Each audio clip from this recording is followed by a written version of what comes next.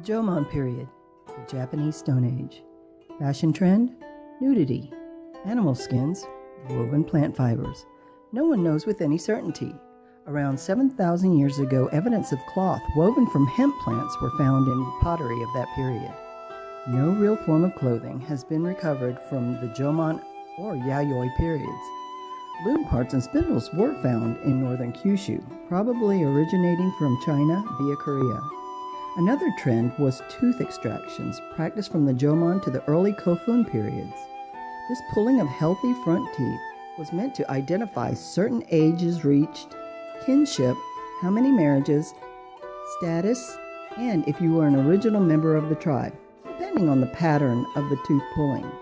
Not much is known about the specific clothing, except that both men and women wore two separate pieces of clothing for tops and bottoms, with a wide sash made of woven fibers or leather. The Asuka and Nara periods were heavily influenced by the Chinese, with the shift to clan rules.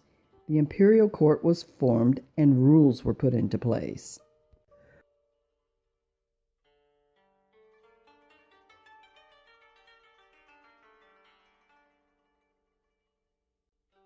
The Heian period is considered the classical period and the peak of courtly culture. Enter the kimono, or thing to wear. The ladies of the elite wore the junihito, the 12-layer kimono. Weighing upwards of 40 pounds, each layer was made of very thin silk in bright colors that reflected the season's political or family ties. There were cases where ladies wore up to 20 layers, and was reported that most ladies needed assistance to stand and walk. By the end of the era, the number of layers was reduced to 5. The light underlayers became what is now known as a traditional kimono. Another huge trend was teeth blackening. A mixture of charcoal, wax, and vinegar was put on the teeth of every noble, samurai, and provincial warrior. Glossy black teeth meant power and wealth, while also helping to prevent cavities. The Kamakura shogunate was now in charge near the modern Edo, Tokyo. Kimonos had long, elegant lines with complex designs. At this time, the kimono became everyday wear. Layering became a trend with different color combinations. Men's clothing became simpler, and although women's clothing became lighter weight, they became even more colorful and brighter. The Edo period found the art of kimono making grew into a specialized craft. They were works of art that could cost more than a family home. The Edo feudal government tried to implement frugality, but the kimono sash or obi became more ornate, and women began tying them in the back. Each knot or bow had a meaning: married, coming of age, single, etc. The commoners were forbidden to wear any silk after the famine of 1783 occurred, lasting 5 years. At that time, the common people made clothing out of cotton or hemp.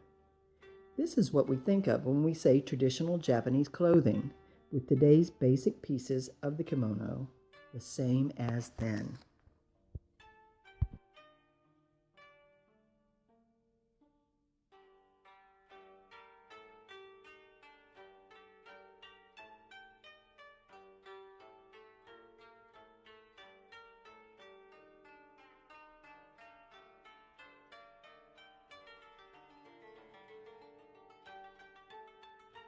The rise of Taisho fashion sees a return in traditional Japanese aesthetic without rejecting Western wear. Japanese modernized and prospered during this era. The 1920 major earthquake brought about a Western makeover in much of Tokyo, making Western attire more practical. Female students went from kimono uniforms to skirts and blouses, except for special occasions. The Taisho Showa era was considered the Warring Twenties, giving birth to the modern girls, or mogas, the Japanese version of the American flappers. Both hemlines and hairstyles got shorter. The girls were condemned for their modern ways of working for a living in the city while being financially and emotionally independent, choosing their own bows, smoking, and drinking. Movies were very popular at this time.